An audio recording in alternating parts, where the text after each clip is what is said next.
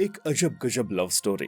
दोस्तों, क्या आप जानते हैं कि पबजी सिर्फ एक गेम नहीं बल्कि एक मैट्रिमोनियल साइट बन चुकी है। आप कहेंगे कि ये कैसा मजाक है। आज के समय पबजी लोगों को एंटरटेनमेंट के साथ साथ उनके लाइफ पार्टनर को ढूंढने में भी मदद कर रहा है। एक लड़की पाकिस्तान से अपना सब कुछ छोड़कर भारत चली आती है, वो भी उस इंसान के लिए जो उसे पबजी में मिलता है। उसे उसका गेम प्ले इतना अच्छा लगा कि उसने अपने पहले पति तक को छोड़ने का मन बना लिया। क्या इस मामले का सफर सिर्फ पबजी से प्यार तक का है या फिर इसमें छिपा है कोई सीक्रेट मिशन? आइए जानते हैं इस वीडियो में। पाकिस्तान के रहने वाली सीमा हैदर, जिसके अपने खुद के 4 बच्चे हैं, लेकिन इसके बावजूद भी उन्होंने अपना दिल भारत के ग्रेटर नोएडा में रहने वाले सचिन यादव को दे दिया। इन दोनों को मिलवाने का काम किया पबजी ने। ये बात 2019 की है, जब सचिन यादव आराम से पबजी खेल रहे होते हैं, तभी उनकी गेम में सीमा हैदर के साथ मैचिंग हो जाती है। यहाँ इन दोनों की मैचिंग सिर्फ गेम में ही हुई थी, लेकिन उन्हें क्या ही पता था कि ये इकलौता गेम इनकी आने वाली जिंदगी बदल देगा। सीमा और सचिन धीरे धीरे करीब आने लगे और एक समय पर जहां ये दोनों एक दूसरे के लिए बिल्कुल स्ट्रेंजर हुआ करते थे, अब गहरे दोस्त बन चुके थे। ये दोस्ती आगे जाकर प्यार में बदल गई और एक समय ऐसा आया कि इन दोनों ने फैसला कर लिया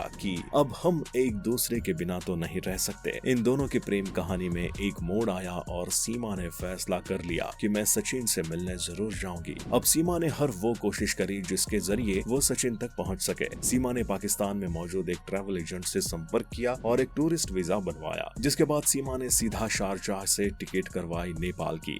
10 मार्च 2023 को सीमा और सचिन पहली बार नेपाल में एक दूसरे से मिलते हैं और तकरीबन एक हफ्ते तक एक दूसरे के साथ समय बिताते हैं। इन दोनों ने एक दूसरे को अच्छे से समझा और फैसला किया कि हम दोबारा मिलेंगे। सीमा अब सचिन के साथ अपनी आने वाली जिंदगी बिताना चाहती थी, यानी कि शादी करना चाहती थी। उसने एक बार फिर से ट्रैवल एजेंट से संपर्क किया और टूरिस्ट वीजा बनवाकर 11 मई 2013 को पाकिस्तान से नेपाल आई, लेकिन इस बार वो अपने 4 बच्चों के साथ आ रही थी। नेपाल के काठमांडू से सीमा ने बस पकड़ी और कुल 28 घंटे के सफर को तय करके वो यूपी के यमुना एक्सप्रेसवे के फुलेरा कट पर उतर गई, जहां पर उसका इंतजार पहले से ही सचिन कर रहा था। ये दोनों वहां मिले और फिर सचिन उसे ग्रेटर नोएडा के रबुपुरा इलाके में लेकर आया, जहां उसने अपने दोस्तों की मदद से एक किराए का मकान खरीदा और ये दोनों वहां पर रहने लगे। सचिन वहीं पास में मौजूद किराने की दुकान पर काम किया करता था और सीमा घर में अपने बच्चों के साथ रहती थी। सब कुछ सही चल रहा था, यहाँ तक कि सचिन ने अपने घर वालों को भी सीमा के बारे में बताया था। लेकिन तभी कहानी में ट्विस्ट आता है, क्योंकि सीमा चाहती थी कि वो सचिन से लीगल तरीके से शादी करे। जिसके बाद उन्होंने एक वकील से संपर्क किया और उस वकील ने इन दोनों को 30 जून की तारीख दी। ये दोनों कोर्ट मैरिज करने के लिए हरियाणा के बुलंदशहर आ पहुंचे। यहाँ वकील ने जैसा ही सीमा के डॉक्यूमेंट देखे, तब उसने कहा कि ये शादी नहीं हो सकती क्योंकि ये कानून के खिलाफ है।